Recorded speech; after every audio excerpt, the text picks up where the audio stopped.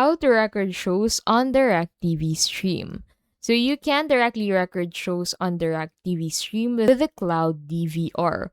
So play the program that you want to record and then press the overflow button on your Directv Stream remote. Select OK to record once or choose to record series.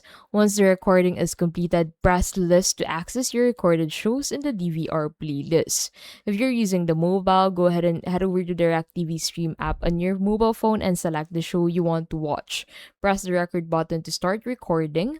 And then, if you're using an Apple or Samsung TV, go to DirecTV Stream and scroll down to see your options. Swipe right to highlight your choice and select record. Select all episodes or new episodes to start recording. On Amazon Fire TV or Roku, go to DirecTV Stream, press OK. This will lead you to the video player. Select record using the right arrow and press OK and follow the prompts record.